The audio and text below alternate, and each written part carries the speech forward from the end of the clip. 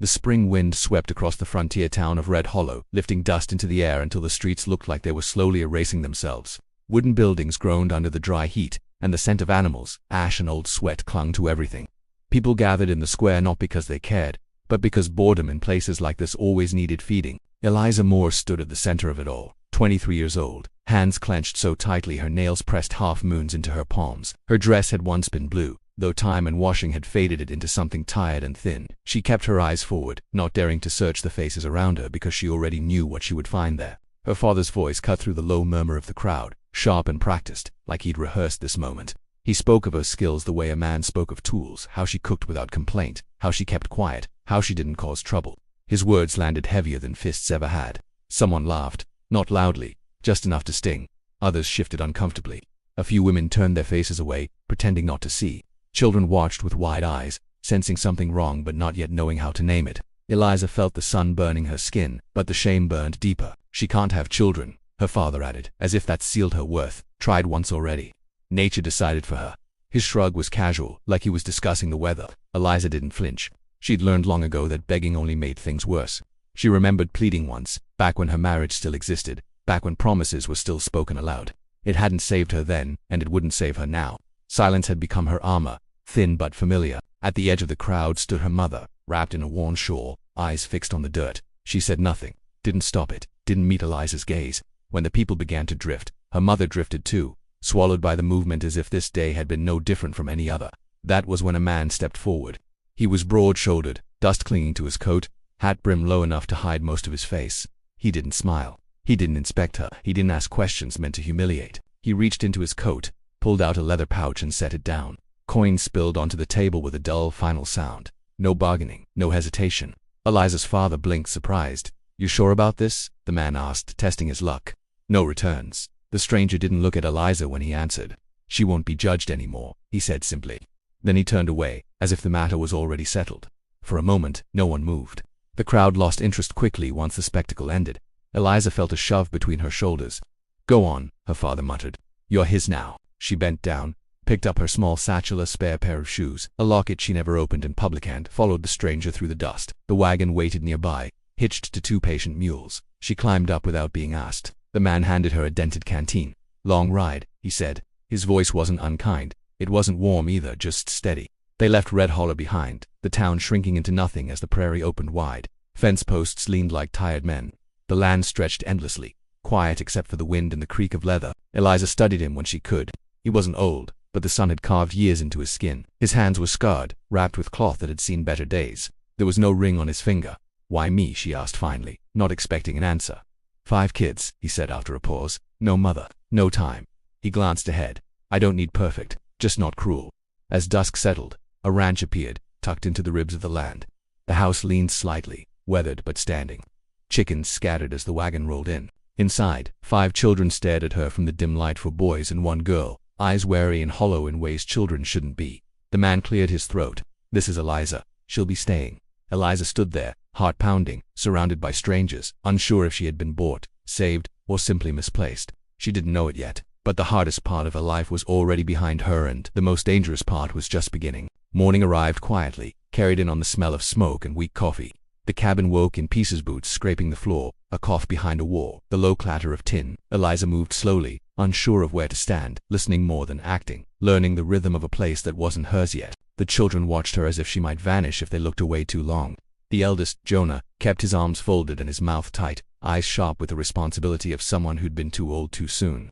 2 younger boys whispered together, while the little girl sat by the fire clutching a scrap of cloth like a lifeline. Eliza tried to cook. The beans burned, the bread collapsed. She spilled coffee and scorched her hand on the pot. Each mistake landed in her chest like a warning, muscle memory bracing for anger that never came. When she jabbed her finger sewing a sock, she pressed her lips together and kept going.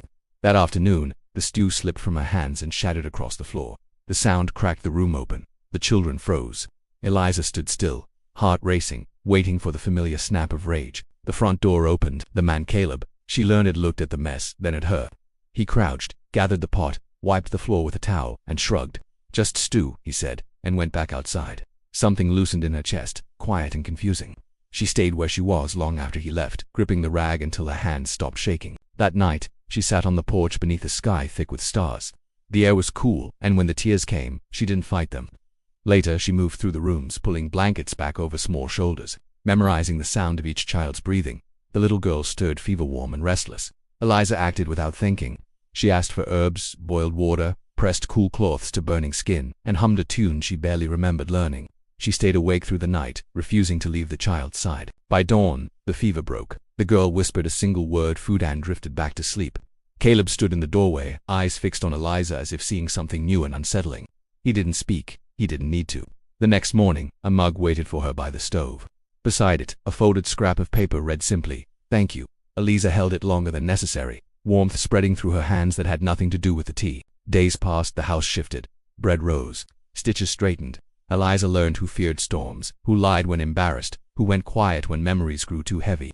She taught letters by candlelight and braided hair with ribbon salvaged from an old trunk. One afternoon, the youngest boy wrapped his arms around her legs and called her mama without meaning to. The word settled into the room like it belonged there. No one corrected him, not even Eliza soon. Others followed, quietly, naturally. The word was never announced. It was simply used, as if it had been waiting all along. Caleb noticed the change but said little. He watched the way the children leaned toward her, the way the house breathed easier. Some nights he carved wood on the porch listening to the sound of her voice inside. When they went into town weeks later, old ghosts surfaced. A woman's voice cut sharp and cruel, reminding Eliza of who she'd been labeled as. She stayed silent, jaw tight, until Caleb stepped beside her. "She's the reason my house still stands," he said evenly.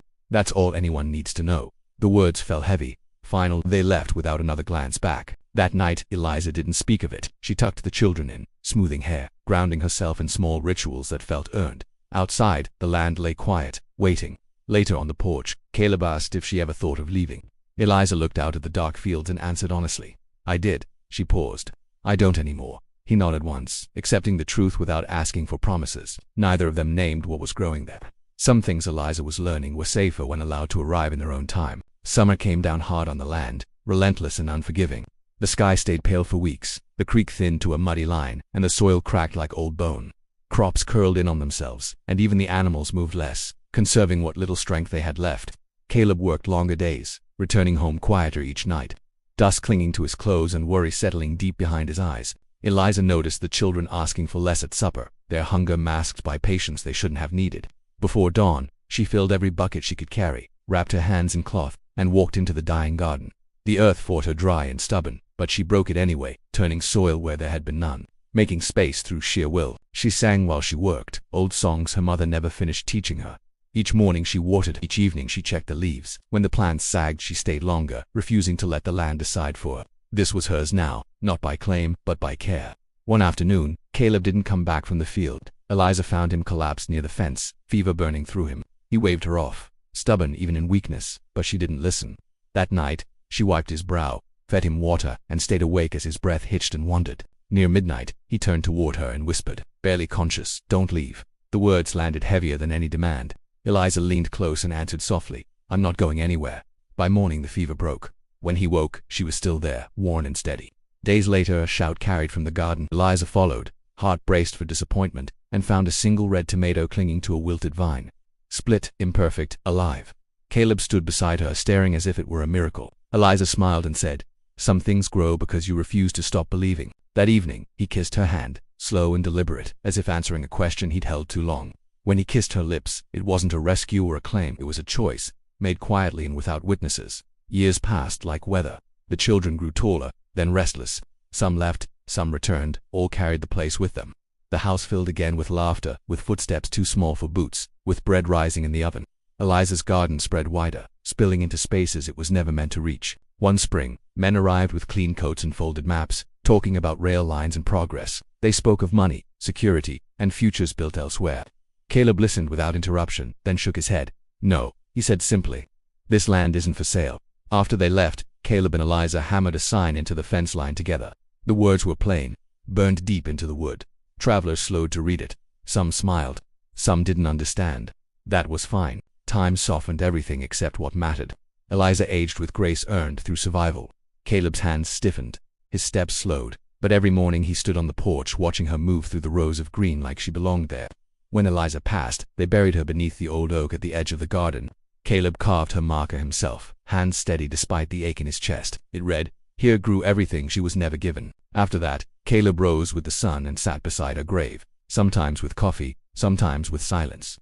When his time came, they laid him beside her, the land closing gently around them both.